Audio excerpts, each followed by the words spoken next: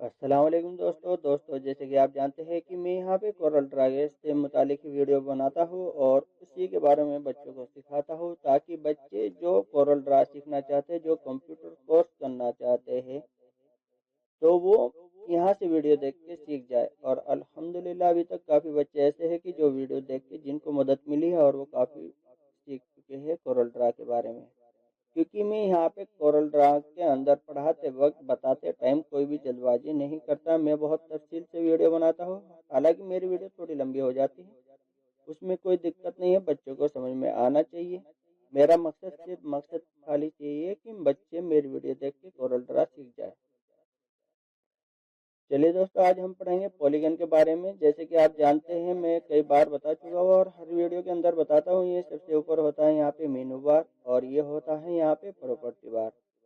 Left side में होता है टूल बार और अगर आप राइट साइड में देखेंगे तो यहाँ पे होता है ये कलर पैलेट। ठीक है। अब दोस्तों हम देखते हैं पॉलीगन के बारे में। पॉलीगन पे जैसे ही आप जाएंगे तो यहाँ माउस से भी क्लिक कर सकते हैं या कीबोर्ड से वाई क्लिक करेंगे तो ये एक्टिव हो जाएगा। चलिए मैं माउस से क्लिक करता हूँ और यहाँ पे मैं बनाता हूँ एक पिक्चर। ये देखिए, ये बन चुकी है दोस्तों, लेकिन आप देख रहे होंगे कि ये पेज से हटा हुआ है, पेज के अंदर नहीं है। तो अगर मुझे पेज के अंदर लाना है या पेज की इस लाइन पे लेके आना है तो वो कैसे लेके आएंगे, ये कैसे काम करेगा। वैसे तो आप यहाँ से बीच में जाइए और माउस से क्लिक करके यहाँ भी उठा के रख सकते हैं, कहीं भी आप रख देंगे। ये देखिए, लेकिन मैं चाहता हूँ कि इसकी एक्यूरेट यूनिट आए, ये एक्यूरेट जगह पे जाए। अगर यहाँ से मैं चाहता हूँ कि ये 2 इंच पे आए तो वो 2 इंच पे आए, और लंबाई में अगर मैं चाहता हूँ 4 इंच पे आए तो वो 4 इंच पे जाए। अब उसके लिए हम क्या करें, हम जाते हैं यहाँ से प्रॉपर्टी बार के अंदर और सबसे ऊपर जो पहला ही ऑप्शन है वो है इसके डायरेक्शन का। इसकी डायरेक्शन यानी इसकी पोजीशन, इसको हमको कहाँ रखना है कहाँ पे नहीं रखना है वो हम यहाँ से भी दे सकते हैं। ये एक्यूरेट होगा, इसमें कोई मिस्टेक नहीं होगी। मैं चाहता हूँ ये नीचे कोने पे आ जाए यहाँ से, तो ये कैसे आएगा, ड्रॉ तो मुझे नहीं करना है। मैं माउस से क्लिक करके भी ला सकता हूँ, लेकिन वैसे मुझे नहीं लाना है, मुझे यहीं से लेके आना है ताकि ये एक्यूरेट अपनी जगह पे आ जाए। चलिए यहाँ से मैं करता हूँ 0, वाई के अंदर भी मैंने किया 0 और एंटर। देखिए दोस्तों, बिल्कुल एकदम एक्यूरेट आ गया है। जहाँ पे इसका सेंटर पॉइंट होना चाहिए, आप कितना जूम करके देखिए ये वहीं पे मिलेगा, कितना भी जूम करिए 1 इंच ना ऊपर होगा ना नीचे होगा। तो अभी मुझे इसको लेके आना है पेज के बीच में। पेज के बीच में लाने के लिए मैं यहाँ से कीबोर्ड से पी क्लिक करूँगा और ये पेज के बीच में आ जाएगा।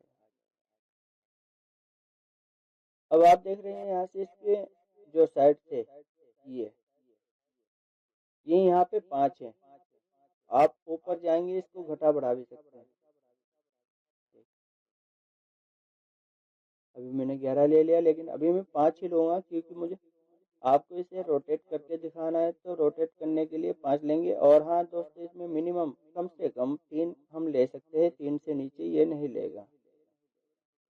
3 सेट्स मैंने ली है तो ये बन गया है ट्राइएंगल। इंग्लिश में बोलते हैं ट्राइएंगल, हिंदी में बोलते हैं, हिंदी और उर्दू में त्रिकोण। ठीक है। अब मैं यहाँ से इसको लेता हूँ 5 और अब रोटेट करके दिखाना है तो रोटेट के लिए मैं इसे थोड़ा छोटा कर लेता हूँ ताकि समझने में आसानी रहे। अब ये पेन के नीब जैसा हो गया है, आप देख सकते हैं। ठीक है, ये देखो, रोटेट करना है तो इससे पहले मुझे इसे सेलेक्ट करना पड़ेगा और सेलेक्ट करके यहाँ आप देख सकते हो ऊपर की साइड में प्रॉपर्टी बार के अंदर एक रोटेट की कमांड है। इस पर मैंने क्लिक किया तो यहाँ से मैं देता हूँ 45 एंगल और ये देखिए ये 45 के एंगल पे रोटेट हो चुका है, लेकिन बाई जानिब हुआ। मैं चाहता हूँ इसको यहाँ से दाई जानिब रोटेट करना। तो उसके लिए आप क्या करेंगे दोस्तों, यहाँ से -45 जैसे ही इसको एंगल देंगे तो ये दाई जानिब रोटेट हो जाएगा। ये देखिए, अभी मुझे सीधा करना है तो हम देंगे यहाँ से 0, ये सीधा हो जाएगा। यहाँ से इसकी लंबाई और चौड़ाई आप देख सकते हैं कि कितना हमको इसको लंबाई में लेना है, कितना हमको इसको चौड़ाई में लेना है। चलिए पहले मैं इसकी थोड़ा साइज बढ़ा लेता हूँ, 5 से करता हूँ मैं 6 या 7 या 8। ठीक है, तो आप देख रहे हैं दोस्तों कि इसे मैंने क्लिक किया, ये सेंटर में आ गया। आप यहाँ से देख रहे हैं कि लंबाई इसकी ज़्यादा हो रही है और चौड़ाई इसकी कम हो रही है, तो इसके लिए हम प्रॉपर्टी बार में जाएंगे और यहाँ से हम करते हैं 4 इंच और लंबाई करते हैं 4। अब इसकी लंबाई और चौड़ाई बराबर हो चुकी है, ये लंबाई भी 5 है और इसकी चौड़ाई भी, सॉरी, लंबाई भी इसकी 4 इंच है और चौड़ाई भी इसकी 4 इंच है। दोस्तों अगर आपको इसके अंदर डिजाइनिंग बनानी है, वैसे ये बहुत यूजफुल है, इसका बहुत ज़्यादा इस्तेमाल होता है, आप इससे कोई भी डिजाइनिंग बना सकते हैं। चलिए मैं थोड़ी सी करके दिखाता हूँ आपको। मैं यहाँ से जाता हूँ शेप टूल। अगर कोई भी दोस्त शेप टूल के बारे में नहीं जानता है तो वो मेरे YouTube channel Salman computer Deoband पे जाके शेप टूल के बारे में जान सकता है। मैंने तफसील से वहाँ पे बता रखा है शेप टूल के बारे में।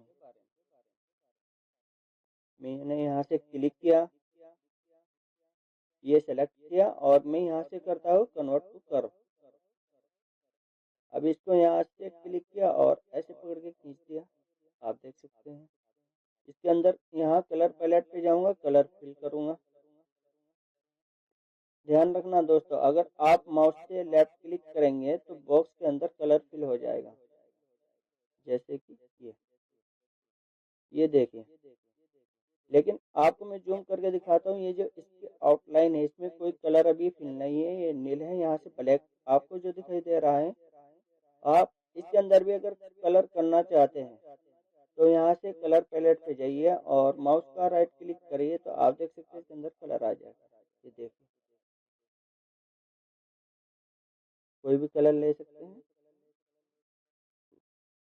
येलो लेता हूँ मैं, यहाँ पे अच्छा चमक रहा है।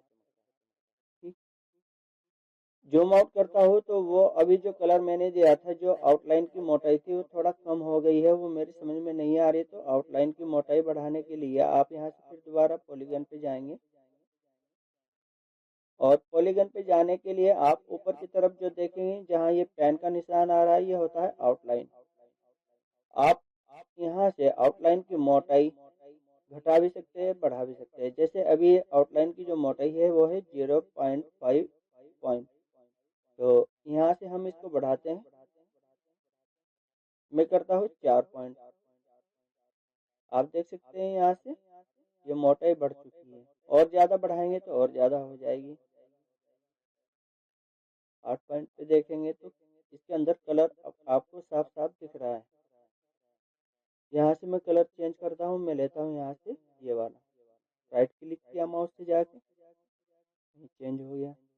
रेड लेता हूँ, ये देख।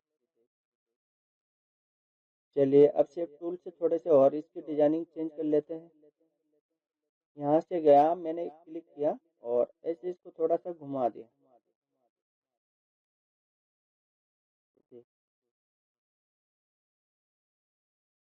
और आपको और अगर ज़्यादा तब्दील करनी है तो कन्वर्ट टू कर्व करिए और यहाँ से इसको पकड़िए और ऐसे खींच दीजिए। आप देख रहे होंगे यहाँ से सभी के अंदर ये ऑप्शन एक्टिव हो रहा है, वर्क कर रहा है, काम कर रहा है। मैंने एक को पकड़ रखा है, लेकिन सभी भुजाएं, सभी जितनी इसकी शेप्स है वो सब पे अप्लाई हो रहा है। ये किया तो ये बन गया।